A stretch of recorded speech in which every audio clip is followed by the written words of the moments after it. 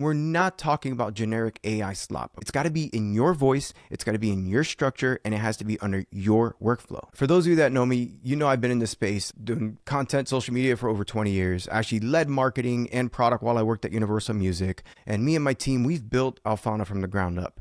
Look, I've processed thousands and thousands of hours of content. I've seen what works at scale, and I've also seen everything that's failed.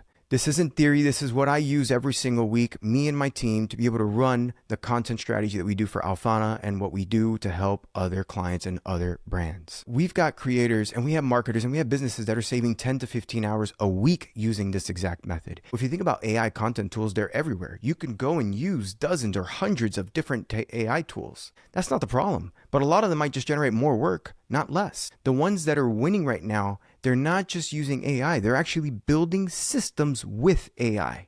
It's a huge difference. Enough talking. I'm going to show you exactly how this works. I'm going to build a workflow from scratch, and I'm going to do that live.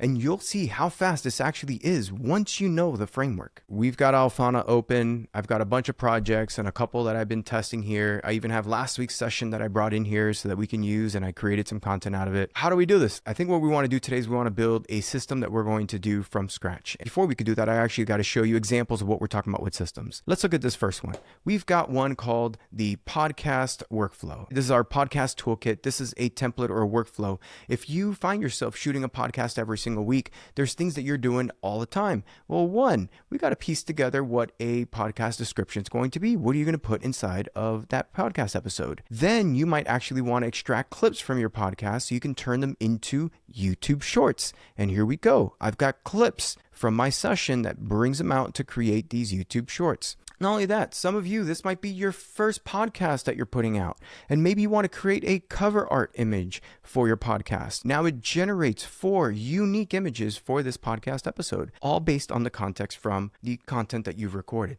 And you could check them out here. Look at this. I got a weekly content OS. Here we go, from one video to system. You could see the beautiful designs that are generated for these cover arts. Not only that, but you can make edits to this so that they could become thumbnails as well, which we have here. Here are more options. Now we've got a podcast video thumbnail. This is an example of what could be put on YouTube. This is giving you more variety and options.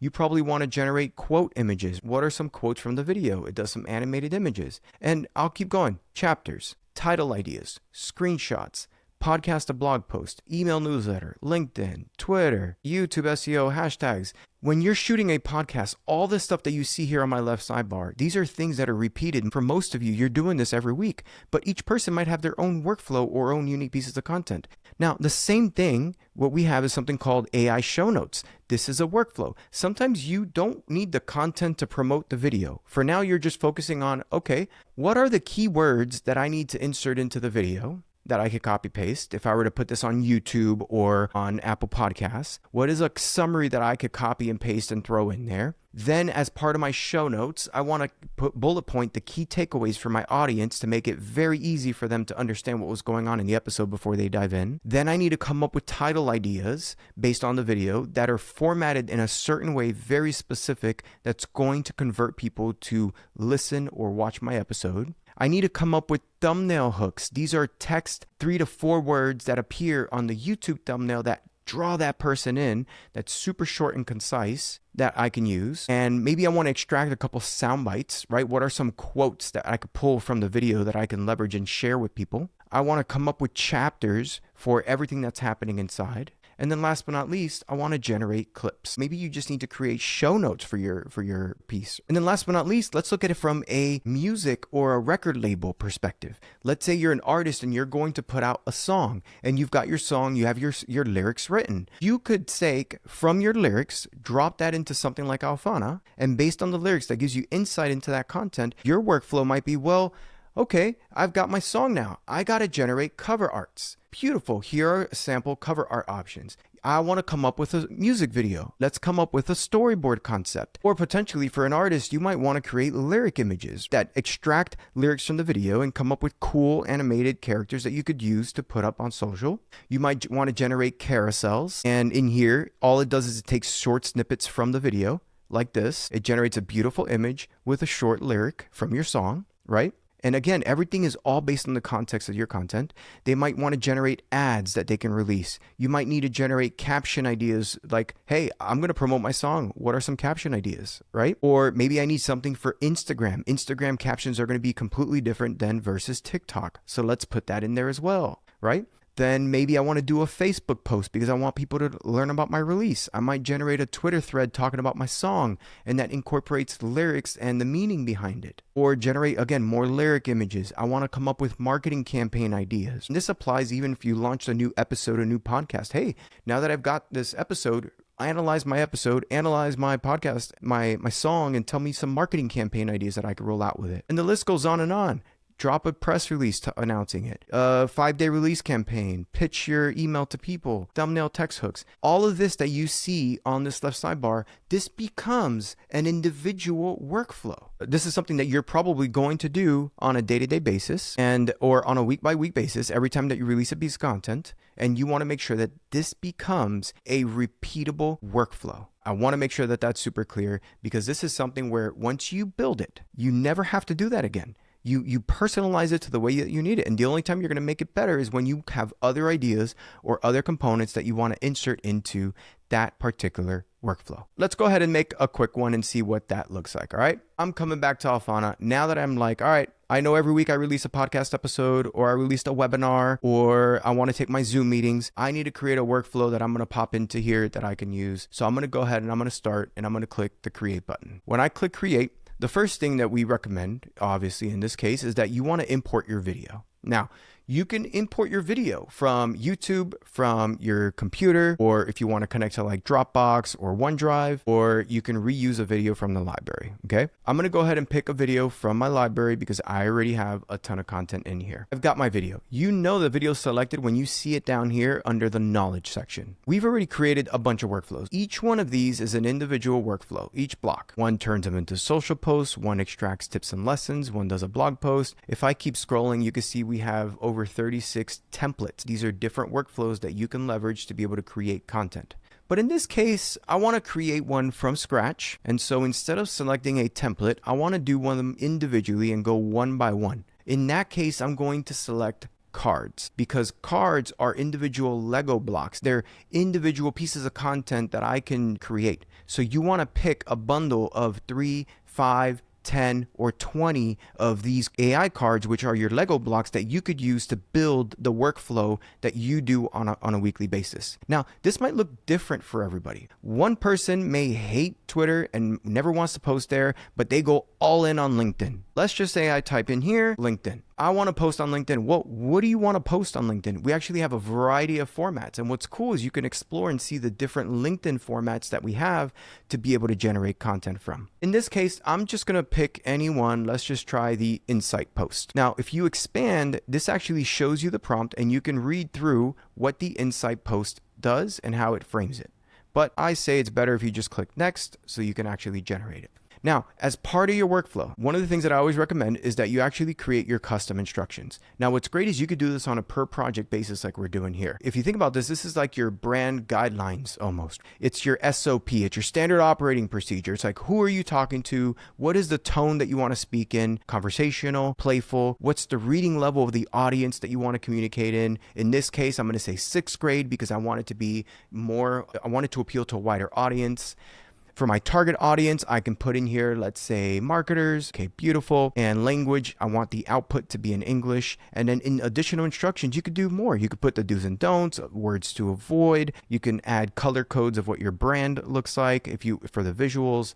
These are all things that you can do. What's great is you're going to see here, this actually builds a prompt for you, okay, that are going to be instructions that are added to the project.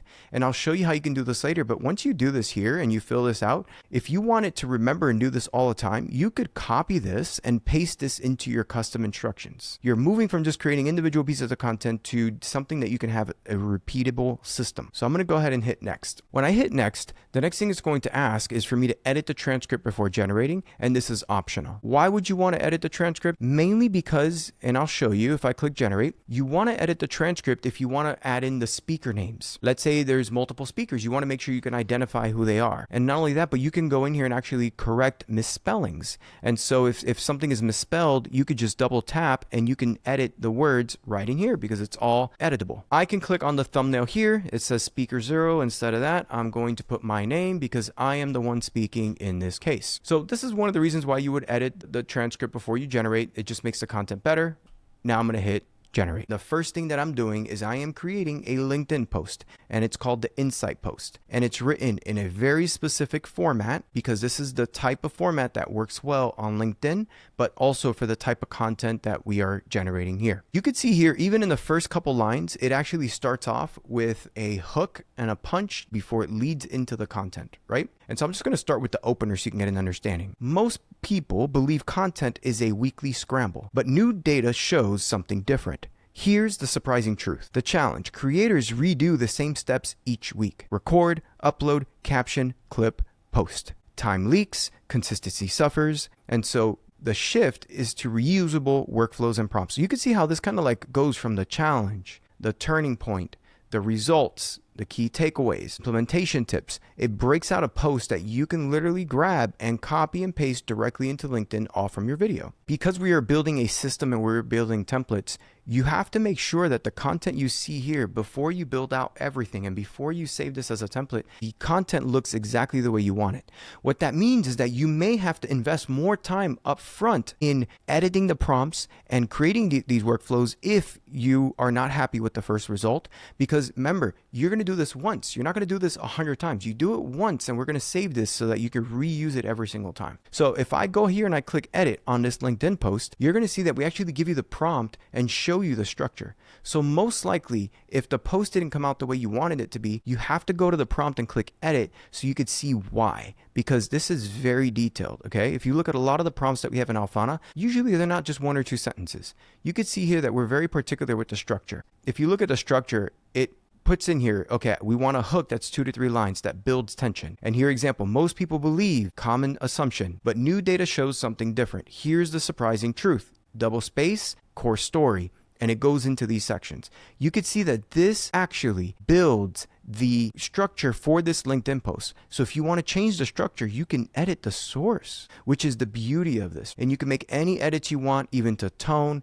the length, how everything's written, whether or not to use emojis. You can scroll through, you can see everything in here. Once you make your updates, then you're ready to create the next piece of content. We've got our podcast episode. We generated a LinkedIn post. We got cover arts. Maybe I'll move this up, okay? You can drag and drop. Remember, make this yours, okay? You could pick the order that you want in all of this, right? You could rename. If I click on a card, I can come over here and I could say rename card title. You don't have to use the names that we come up with. You could just say cover art options. I'm just giving you an example, right? And you can rename it because you want to make it yours. You want to make it personalized, right? I've got my LinkedIn post. Okay, great. So let's keep adding. I've got cover art images. I've got a LinkedIn post. Let's extract some clips. So if I've got my podcast, do we want to do potentially maybe some YouTube shorts? So I'm going to go here, click YouTube shorts, and we're going to let that run. Because as part of this individual workflow, we're going to take a video. We want to generate our cover art. We're going to generate a LinkedIn post so I can promote my video. And we're going to extract a couple short clips that I can use to post on YouTube. And potentially you can use this for Instagram and other social networks as well. And here we go, YouTube Shorts. So once this appears, we start taking screenshots to have a thumbnail. So you'll see them start loading in as they go. So in this case, I created 4 shorts. But again, you could create 10 or 20. It depends on the length of the video. That's up to you. It's got